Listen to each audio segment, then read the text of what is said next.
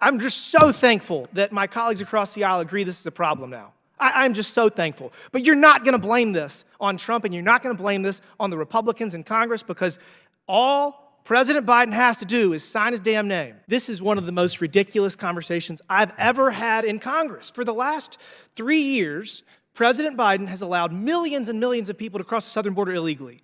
The policies under Secretary Mayorkas have destroyed your cities, your beautiful Democrat bastions of socialism. These cities are destroyed.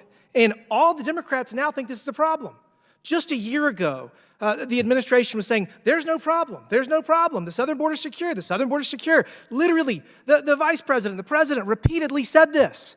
And finally, we agree there's a problem. We agree there's a problem now. Shocking, it only took 6 million, 8 million people crossing the southern border illegally, hundreds of thousands of people dying from fentanyl overdoses.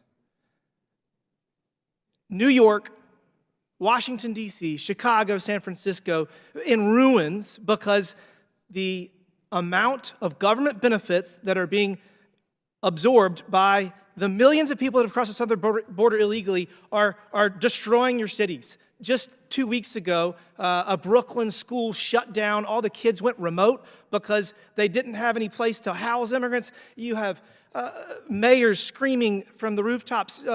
Elected officials in Chicago recently said, we earned this. The progressives, their policies of open border, of sanctuary cities, have caused these problems. They said that. These are Democrats that are saying this. So now you say, well, we tried to fix it in the Senate, some bizarre deal that involved $100 billion plus to Ukraine, Taiwan, Israel, completely unrelated, for a little teeny step in the right direction for border security, which still allows 5,000 people every day to cross the southern border. That is not a solution to this problem. We need to secure the southern border. And by the way, we don't need legislation to do this. We don't. All that Biden has to do is undo what he did in the weeks after he got sworn in. He needs to end catch and release. He needs to reinstate remain in Mexico. He needs to continue funding border wall construction. Those are the first three things. I've been to the border 5 times in the last few years, and the last time I was there, the Customs and Border Patrol agent didn't say, we need more money. He said, we need to turn the spigot off. We have way too many people crossing the southern border, and the current policies in place do not allow them to process them effectively. We have no way of knowing who's coming into this country. It's outrageous. So for you to say that the Senate border deal was the solution and we're not serious about it, your party wouldn't even agree there was a problem until a couple months ago. And now that there's an election coming up, all of a sudden it's a problem and it's the Republicans' fault? President Trump is not the person that caused this. It is President Biden. And the fact that President Biden said that it's Trump's fault is the most ridiculous thing in the whole world. I just want to start out. Mr. O'Brien, is it within President Biden's executive authority to reinstate remain in Mexico, to end catch and release, and to continue construction of the border wall, all of which he stopped within weeks of being sworn in? Can he do that right now? Yes, he can. As a matter of fact, I think stopping construction on the border wall might not have even been lawful. Does Congress need to do anything to address 90% of this problem? We don't need a law. We need a man at 1600 Pennsylvania Avenue that doesn't know where he is or what his last name is to sign it.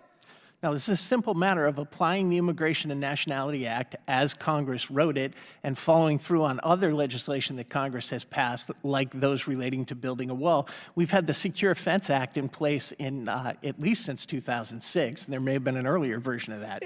And again, walking away from the negotiated terms that President Trump had with Mexico, saying they created a National Guard. They said you're going to have to deploy tens of thousands of soldiers to secure your side of the border. And by the way, all these people that are coming over, that are trying to come into our country illegally to get asylum for some whatever credible fear means to anybody that cares about it, no, you can come and try, but you're going to stay in Mexico until you get your hearing, which by the way is 2, 4, 6, 8 years away.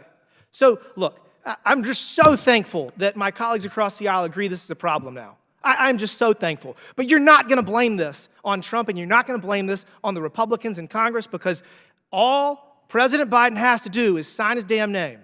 That's all he has to do. Problem solved. With that, Mr. Chairman, I yield back.